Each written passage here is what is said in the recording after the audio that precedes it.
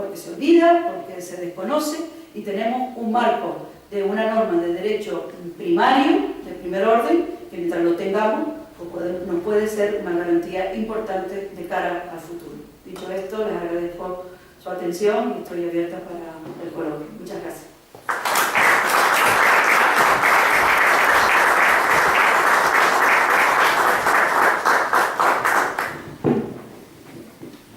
Muchas gracias, profesora. Muchas gracias por un lado, y permítame que diga otra cosa. Uno oye ese recordatorio histórico, uno piensa, Dios mío, cuánto ha vivido uno, ¿no? Porque para nosotros que estamos aquí, para nosotros esto fue ayer, ¿no? Hablando de Mitre y hablando de 1850. No, a tanto no llegamos. Bueno, toca ahora las preguntas, las cuestiones que se quieran hacer. Recordarle solo a la profesora que en esta casa somos fundadores del Movimiento Europeo en Canarias. Digo porque la profesora, para que no lo sepan, es la directora del Centro de Documentación Europeo de la Universidad de La Laguna.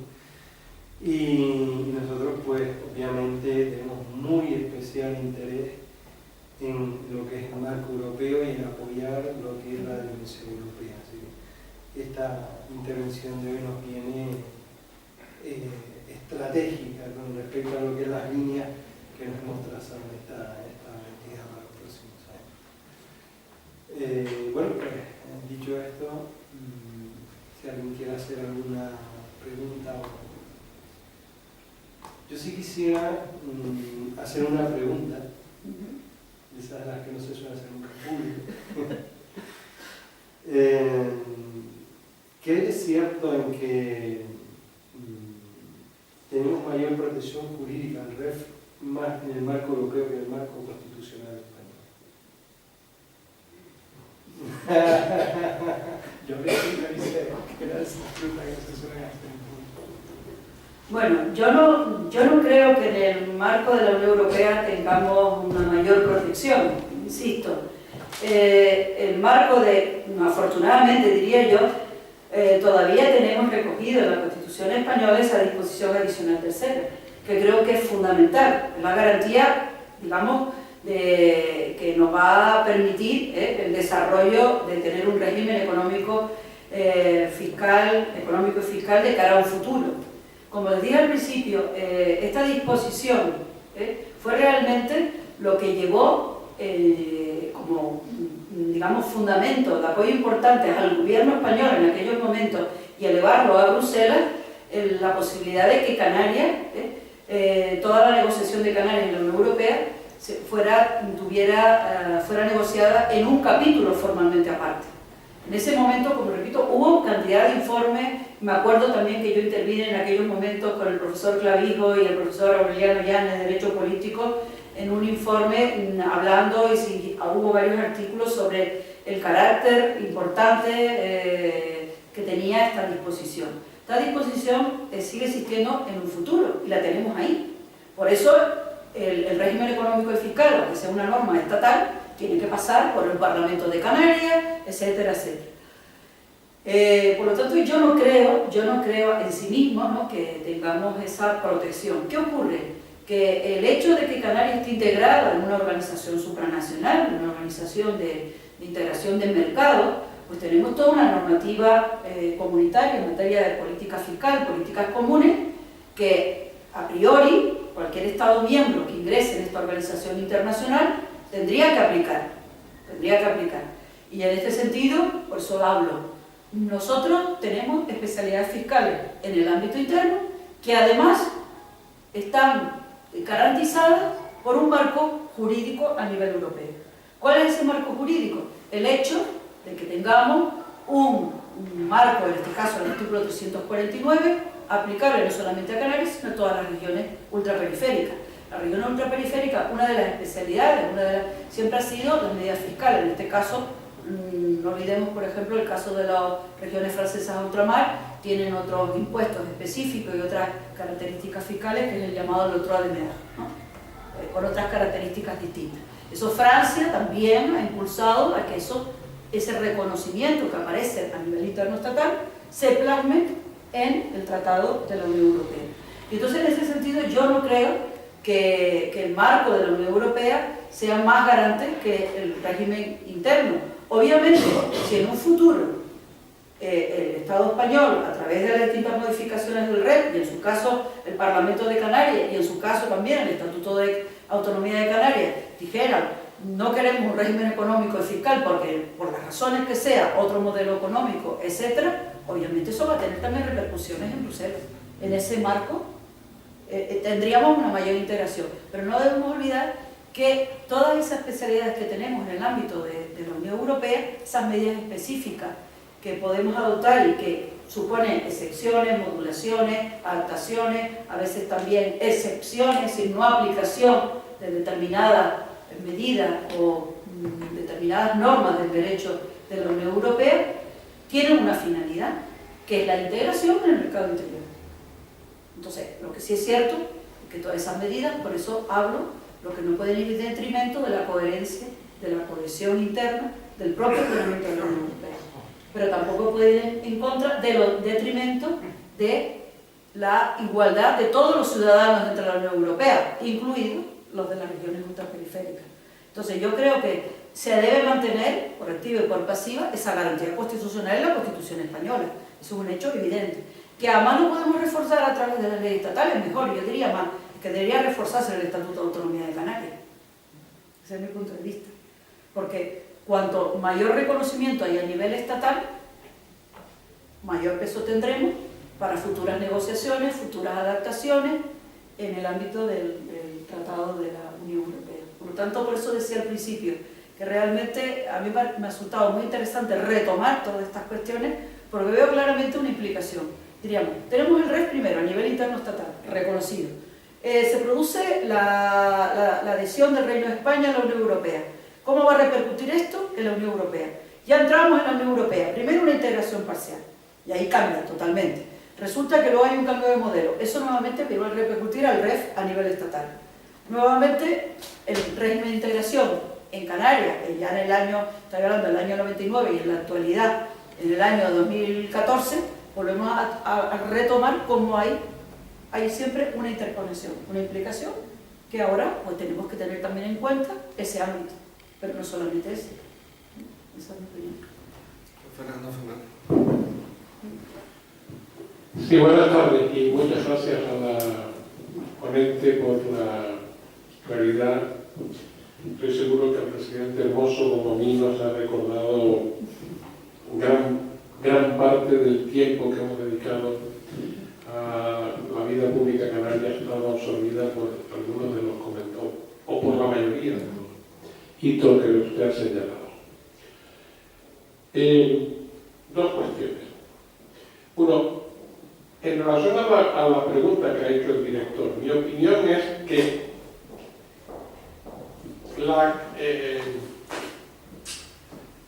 la posición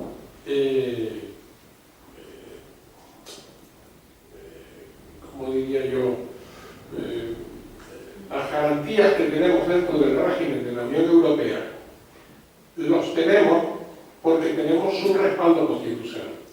Es decir, si no tuviéramos el respaldo constitucional y si se quiere además el del Estatuto de Autonomía, pero como para la Unión Europea lo que está recogido es el respaldo de nuestra especificidad dentro de la Constitución española. De manera que ahí es donde hay que poner todos los huevos en la apuesta de la no atemporalidad, porque no vamos a tener nunca un régimen específico permanente.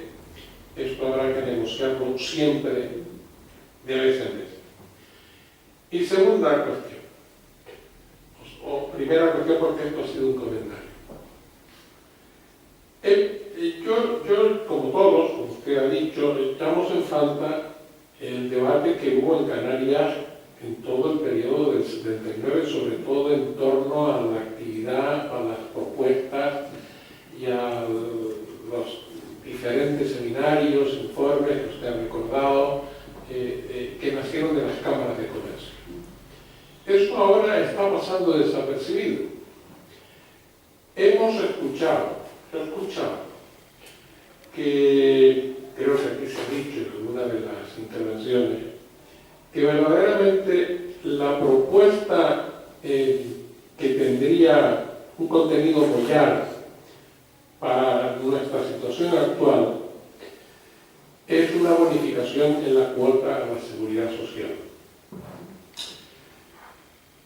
Mi opinión personal es que eso no tiene ninguna posibilidad de salir en Bruselas, porque como usted ha dicho muy bien, es en el tema de las ayudas de Estado, todo lo demás puede pasar sin dificultad, pero en el tema de las ayudas de Estado, eso se mira con lupa.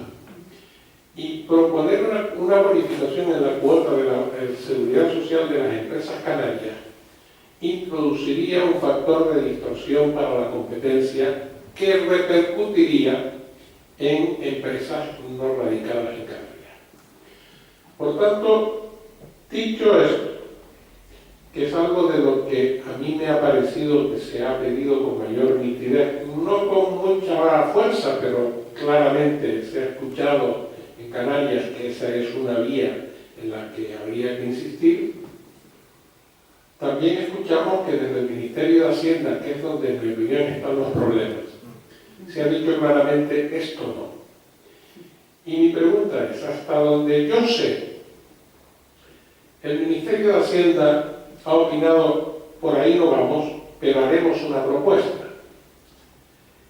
Pero yo no he escuchado, y esa es mi pregunta, visto que ese camino no es transitable fácilmente, ¿cuál es la posición que desde el Gobierno de Canarias, hasta donde usted pueda conocer, o desde su opinión como experta, podría ser una alternativa, si no de similar eficacia?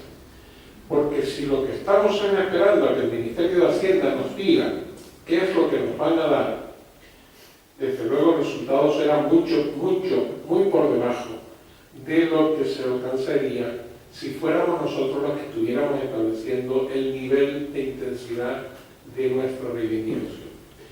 ¿Dónde estamos en ese momento? Porque yo creo que esa es la clave del éxito de la negociación de cara al nuevo periodo que tengamos por delante. Bueno, yo realmente la posición del gobierno canario así expresamente la desconozco. Lo que está claro, lo conozco, realmente no tengo ni idea.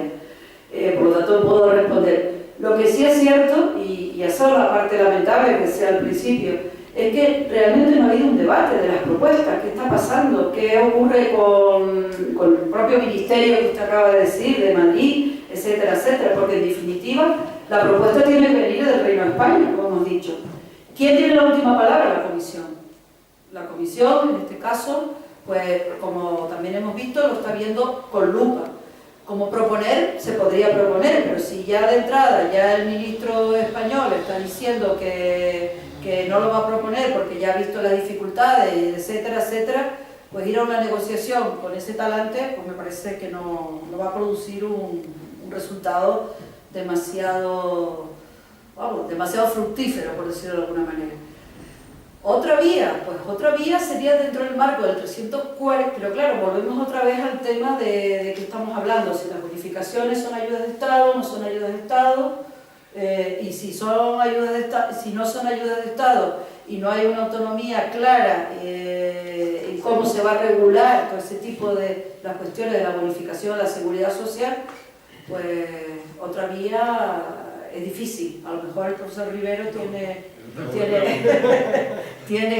alguna... A mí me encantaría poder otorgar una respuesta, pero realmente, desgraciadamente, soy bastante pesimista a esos niveles. Repito, la única vía que se produjera realmente, porque estamos aquí los que estamos, pero fuera una pregunta, ¿sabes lo que está ocurriendo con la reforma del régimen económico fiscal? Y yo diría que la gente dice, hay una reforma que va a incluir, no se sabe, no se sabe.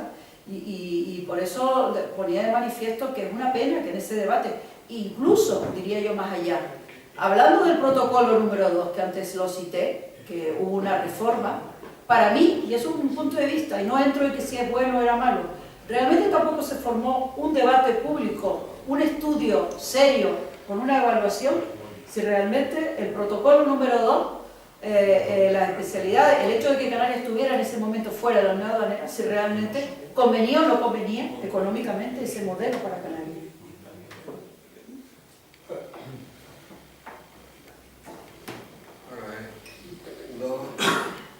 Dos cuestiones quería plantearle durante Sí, sí.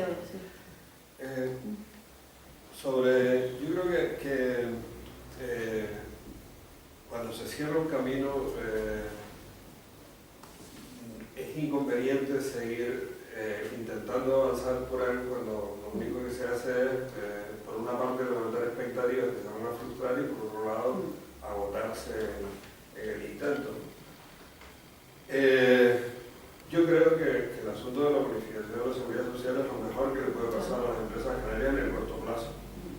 Porque, y creo además que también es perfectamente asumible desde el punto de vista de la normativa comunitaria por dos razones. Primera, porque hay un precedente de los departamentos franceses de ultramar tienen la bonificación de la seguridad social.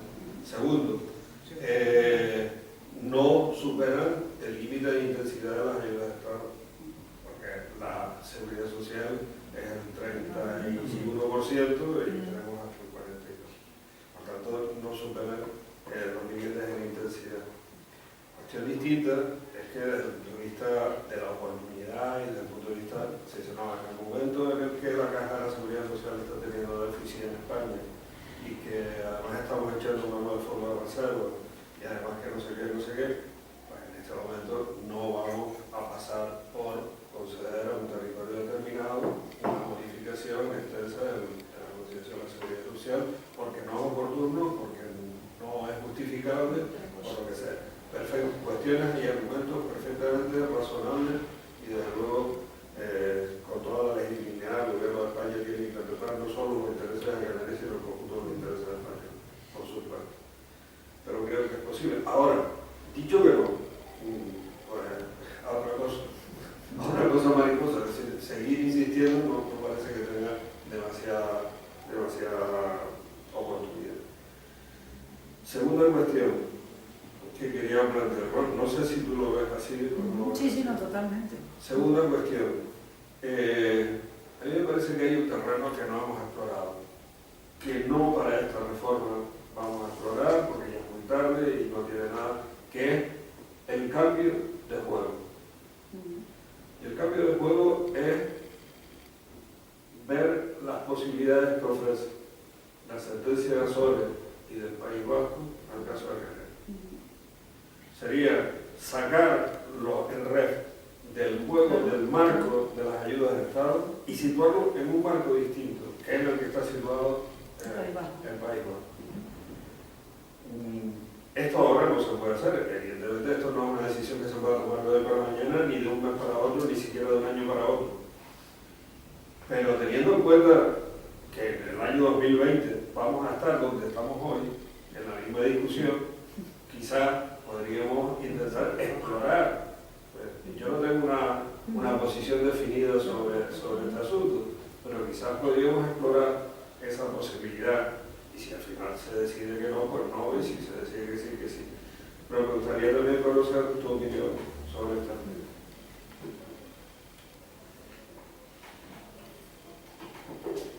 Sí, efectivamente, por eso cité esas dos sentencias que creo que son clave, luego ha habido alguna otra posterior. Realmente no se ha explorado. Eso es una cuestión que yo ya he expuesto en otros foros, en más de una ocasión, y por eso siempre...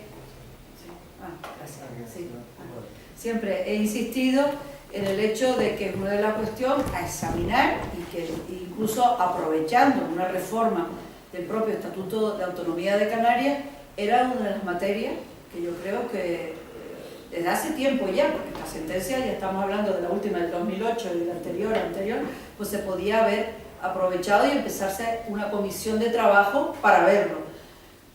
Cosa que efectivamente no se ha hecho. Por eso hablaba de que tal como está el Estatuto de Autonomía de Canarias, que fue lo primero que que yo he estado pendiente de, bueno, vamos a ver si por fin se ha tomado este debate o escuchar, etc. Para nada, hay un silencio absoluto. De hecho, ni siquiera se citan estas dos sentencias.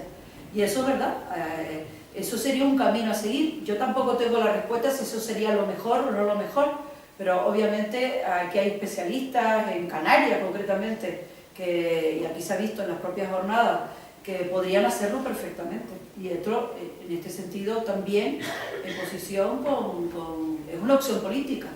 Obviamente es una opción política. Al final sería, en este caso, los políticos que los trabajaran a través de propuestas de especialistas en las respectivas comisiones, y sería bueno, en su caso, que se llegara al Parlamento de Canarias con una propuesta determinada e incluso se votara. Más allá de que, obviamente, podría haber cuestiones que interceden con el bloque de la constitucionalidad, pero por lo menos a nivel canario, a nivel de la Comunidad Autónoma de Canarias, que se produjera ese debate y se llegara por lo menos a un consenso, es decir, sí o no.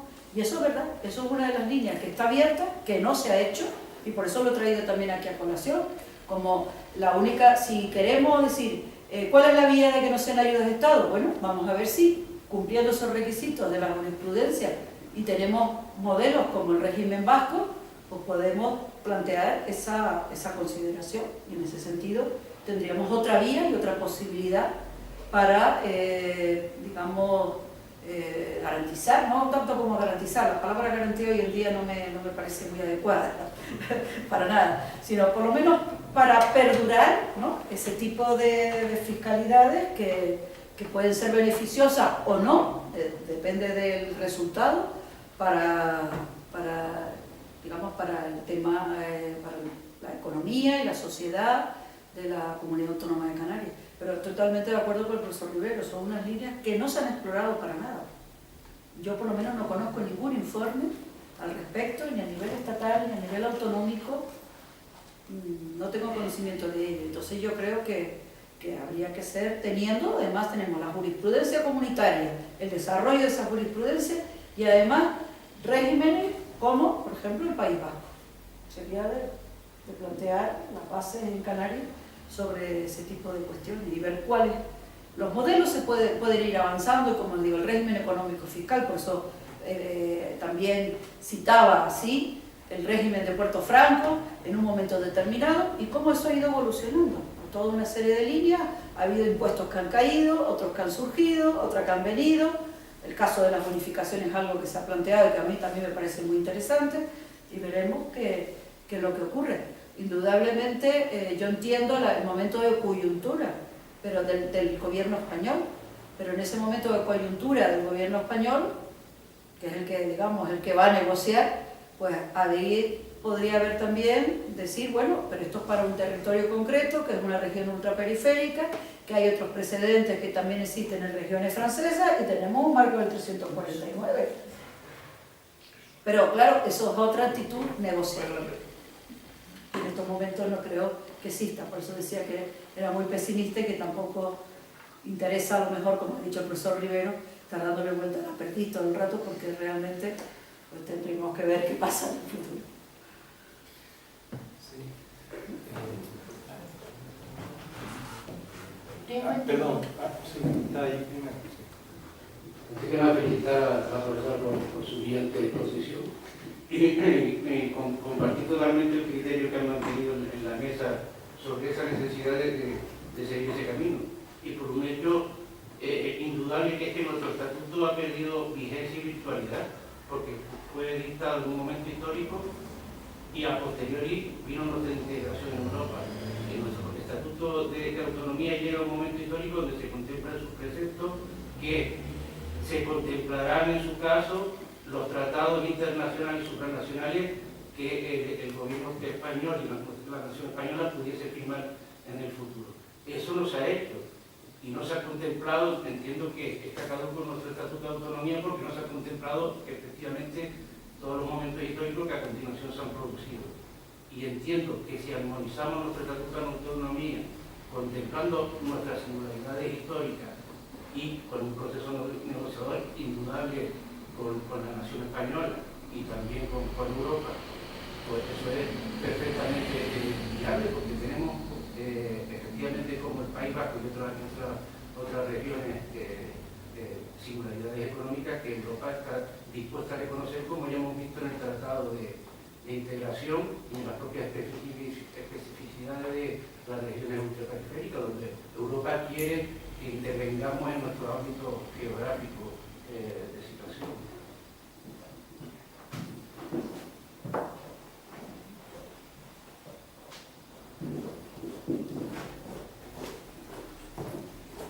Me uno a las felicitaciones anteriores. Yo tengo entendido, y no sé qué es, que Ceuta y Melilla ya tienen esa bonificación en la seguridad social. Por eso ya ni siquiera hablamos de Francia, sino de la misma España. Por eso es que se está solicitando en el régimen económico y fiscal la subvención a la seguridad social en un 50% para las empresas canarias.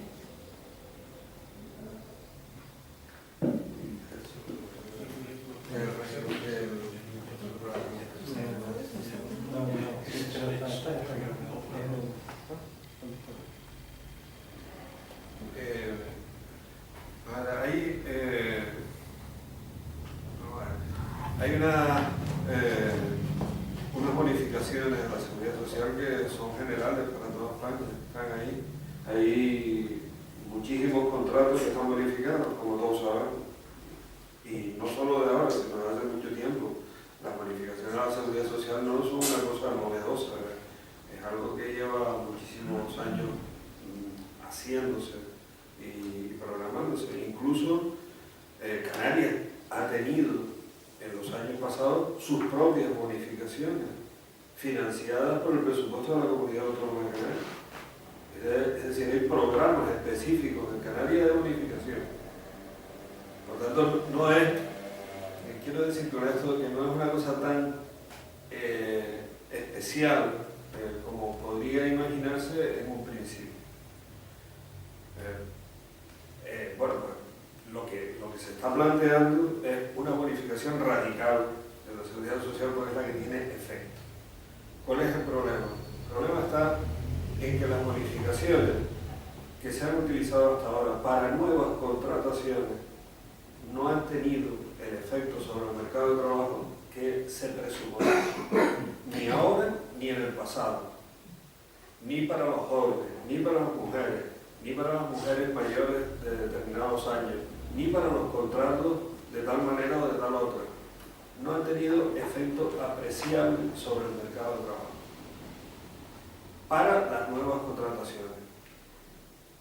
Lo que está planteando el Parlamento de Canarias en su acuerdo es precisamente insistir en una bonificación más importante, más radical para las nuevas contrataciones y con carácter general, hasta tanto la tasa de paro esté por encima, una serie de puntos, de la tasa de paro media de España, del conjunto de España.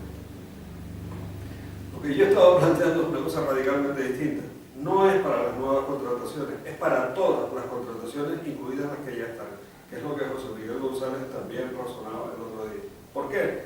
Primero por esto, porque para las nuevas contrataciones no funciona.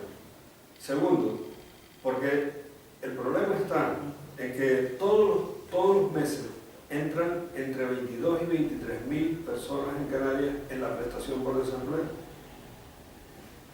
Y esto significa que empleos desaparecen y que empresas completas desaparecen. Bueno, entonces, si nosotros cortamos el flujo de entrada de la prestación por desempleo en una parte de esas 22 o 23.000 personas, por un lado, la seguridad social se ahorra la prestación por desempleo. Y por otra parte, esas personas siguen cotizando, aunque menos que ahora, a la seguridad social. En el balance hay una diferencia, claro, una diferencia a favor de Canarias. Y esa es la diferencia, claro, que iría a los presupuestos generales del Estado. ¿Iría al Fondo de Seguridad Social? No.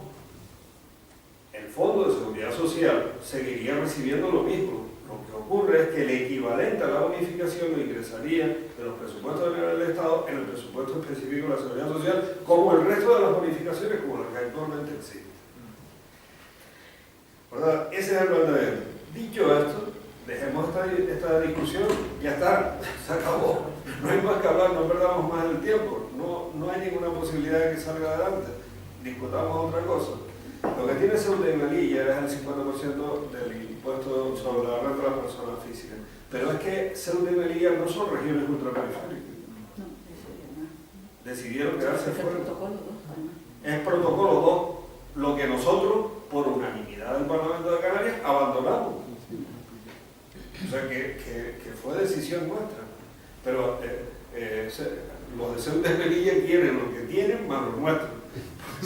Sí, y por mucho que le expliquemos que tienen que elegir lo uno o lo otro, bueno, además ya no pueden tampoco. Es decir, pero ellos siguen empeñados en que aparte de los demás, pues quieren también ser región ultraperiférica o tener por lo menos las ventajas. Pero esto es lo que hay. Esta es la aplicación general, pero el esfuerzo inútil conduce a la melancolía. Dejémoslo ya. Bueno, si no hay alguna pregunta más, alguna cuestión más, pues nada, agradecerle su presencia aquí y reiterarle que la próxima semana, por motivos de vacaciones, no tendremos intervención y será la próxima lunes 28 de abril, como siempre, a las 7:30, y que será la financiación canaria, fortalezas y debilidades, que estará a cargo de doña Esther González, que es consejera de la Audiencia de Cuentas de Canarias. Y sin más, pues, darle las buenas noches y agradecerle a nuestra querida profesora su participación. Muchas gracias. Muchas gracias.